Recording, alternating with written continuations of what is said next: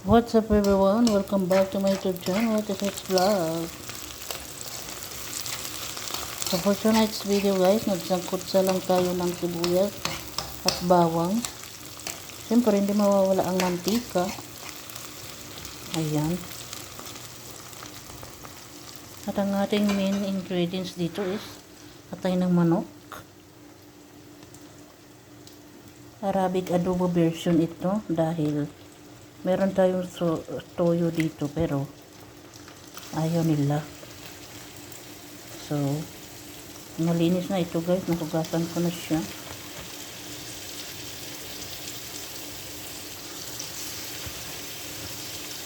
Nahugasan ko na rin siya ng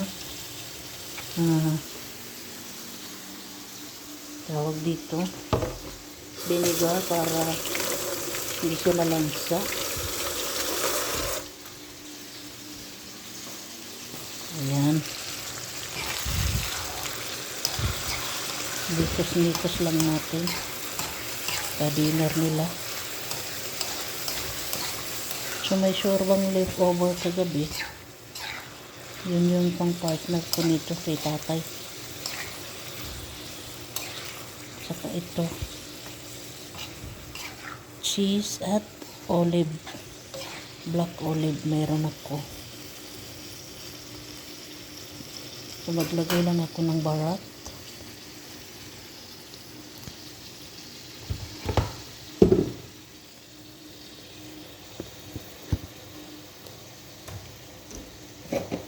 Walang kamatayang curry powder.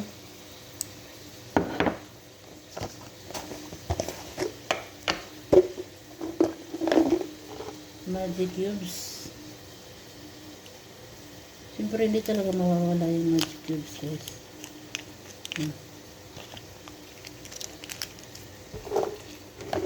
So magdagdag tayo kasi medyo marami ang atay. 2 plato yan. Hindi kasi ako naglalagay ng asin dyan guys.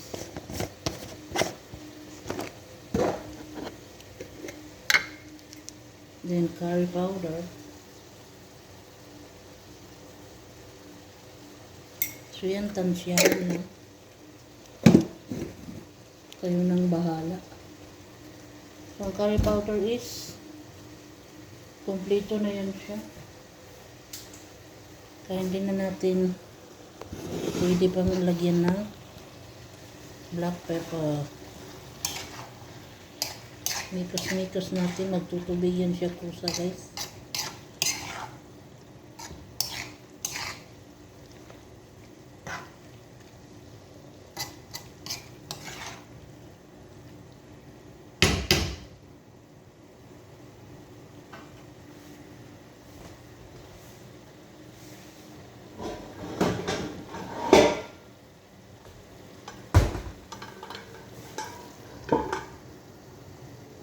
Takpan lang natin at balikan natin mamaya.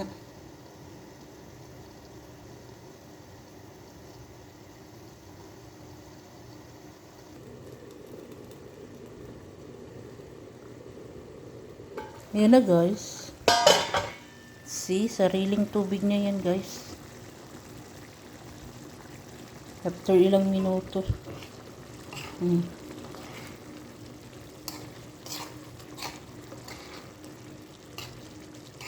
Actually, ang atay ng manok, madali lang siya lutuin.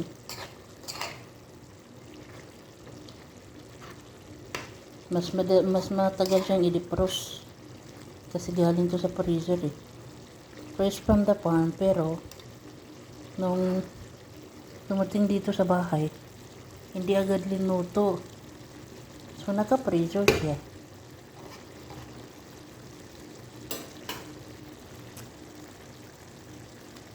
O, diba? So, yung kaldero na yung shorba. Kasi masyadong malamig na yun eh. So, ininit ko lang yan. Leftover ito kagabi.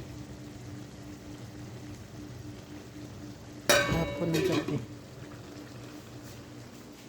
So, ito lang yung isa sa mga pagkain or dinner ng tatay ko.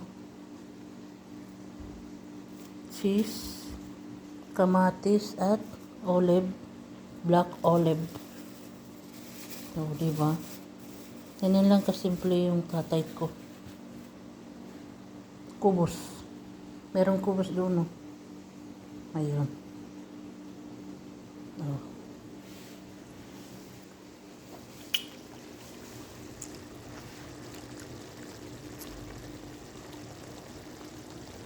So that's it. Our video for tonight. Don't forget to like, subscribe to my YouTube channel. Ate Sets Vlog. Bye and see you to my next video.